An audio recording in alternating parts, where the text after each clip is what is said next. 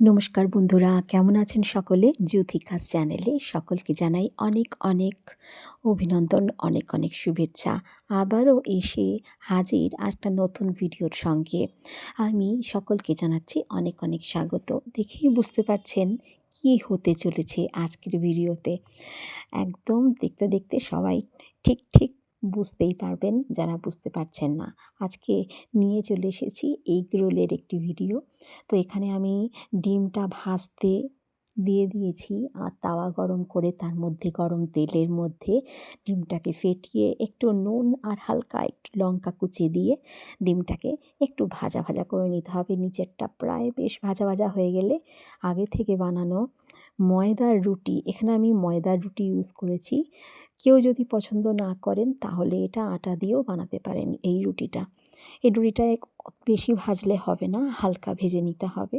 আর তারপরে যখন ডিমের সঙ্গে ভাজা হবে তখন তেল পড়লে এটা আরও সুন্দর বেশ মচমচে ভাজা হয়ে যাবে।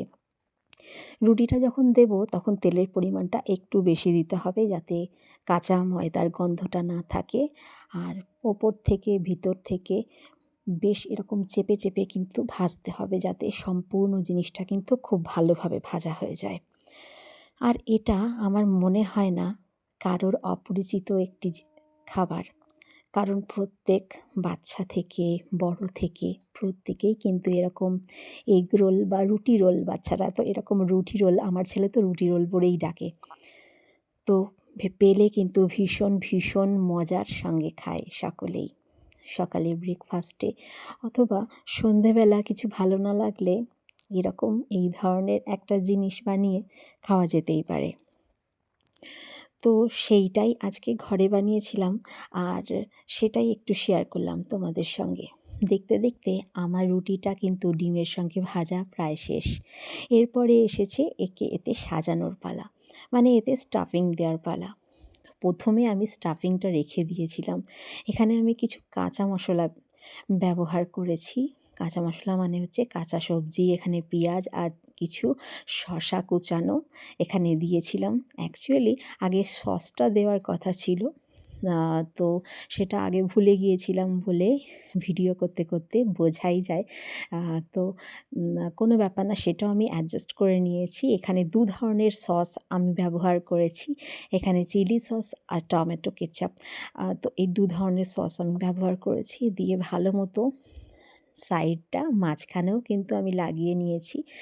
আর সম্পূর্ণটা বেশ ভালোভাবে লাগিয়ে নেওয়ার পরে এই যে কাঁচা মশলা, কাঁচা মানে ওই যে স্যালাড যেটা আমি ওপরে দিয়েছি ডিম এগ রোলের ওপরে, তার ওপরে আমি কিন্তু মশলা ছড়িয়েছি, একটু বিট নুন আর তার সাথে একটু পাতিলেবুর রস, হ্যাঁ তার সঙ্গে একটু পরাঠা মশলা।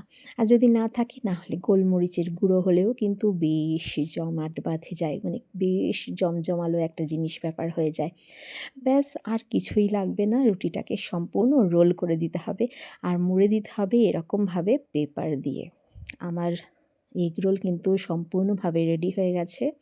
কেমন হয়েছে ভিডিওটা অবশ্যই জানিও কিন্তু আমার কমেন্ট বক্সে।